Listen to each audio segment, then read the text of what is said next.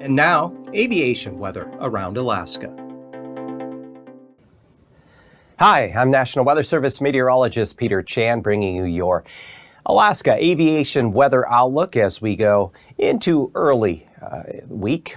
We're looking at Monday and a few things going on. We have a weak area of low pressure in the Gulf. There is a cold front that has pushed east along the North Slope and Arctic coast and toward the Canadian Arctic coast with a band of lower cloud cover and some light snow showers or areas of snow. And then we have a low out in the central Bering lifting up toward the Gulf of Anadyr on the east side of Russia.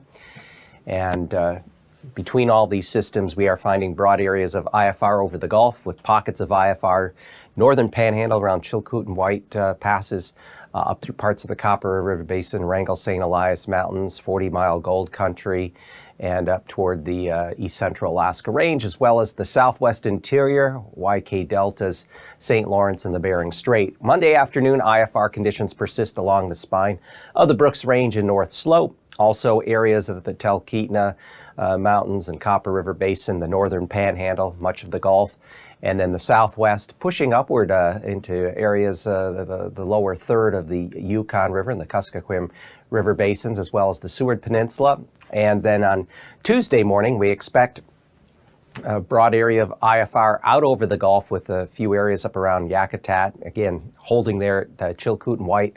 Also up across the Copper River Basin, east central interior, 40-mile Gold Country, westward, covering much of the western and southwestern mainland, and also up toward the central North Slope and Arctic coast. And for Tuesday afternoon, we expect the primary area of IFR conditions to be located across the interior from the lower Yukon Delta, Norton Sound, eastward up through the middle Yukon Valley and then the Tanana River Valley on the north side of the Alaska Range and extending down through the Copper River Basin to Prince William Sound and the east side there of the Kenai Peninsula. And overall, as we get into midweek, Wednesday, Thursday, there's going to be a broad easterly flow across much of the mainland and the Gulf. So that's something else to keep in mind. But still at this point, we're not looking at any really big weather systems to impact the state here coming up as we go into this new week to round out the month of October and bring in the very beginning of November. IFR conditions are expected at Atuvik Pass on Monday up there through the Brooks Range. Same thing, Adigan Pass. IFR conditions, the remnants of that cold front pushing its way. The front just kind of washes out, and with whatever moisture and a few areas of light snow or snow showers that remain. Lake Clark and Merrill, generally MVFR conditions expected on Monday for the lower portion there of the Alaska Range, rounding up. Maybe a little VFR very briefly early at Rainy Pass, giving way to MVFR. Same thing, Windy Pass may see a brief period of VFR conditions early Monday. Otherwise, MVFR conditions are likely. Isabel Pass will be socked in with IFR conditions. And Mentasta Pass further east should see MVFR becoming VFR on Monday, though areas the south entrance southward will stay MVFR. And right now, Tanita Pass is looking generally to stay IFR during the day Monday. And Portage Pass, MVFR becoming IFR, especially through the eastern half of the pass and extending out into Prince William Sound. And then finally, Chilkoot and White will be socked in with IFR conditions Monday and likely into Tuesday.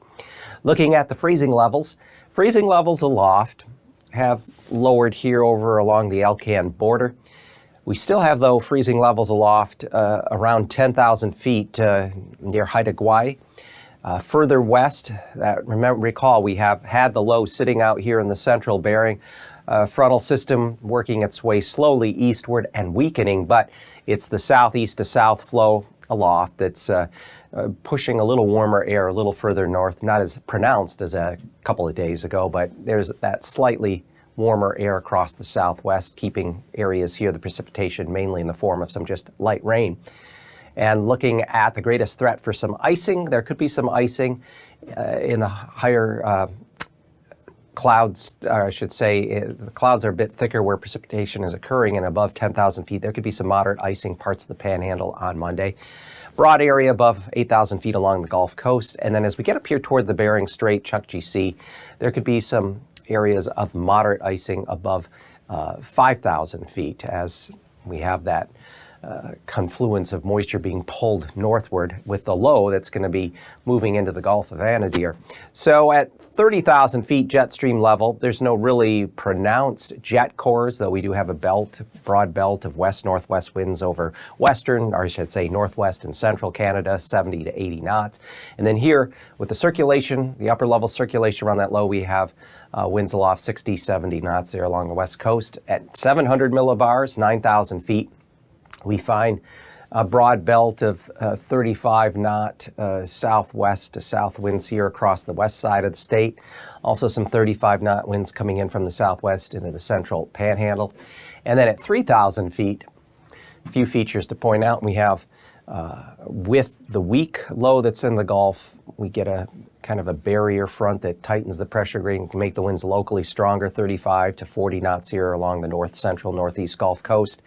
Little belt of stronger winds coming in up through the entrance of Cook Inlet, across the Alaska Range into the southwest interior, and then this area here surrounding the low circulation pushing up into the Gulf of Anadyr. So these areas stand the greatest potential for some moderate turbulence along areas of the Gulf Coast just off of the northern Panhandle coastline, so the northeastern Gulf Coast back toward Prince William Sound just off the Kenai.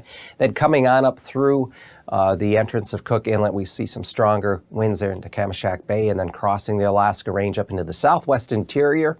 And also we could see some considerable moderate turbulence in and around St. Lawrence and St. Matthew Islands, generally surface to 4,000 feet there, and a bit higher surface to 8,000 feet there along areas of the Gulf.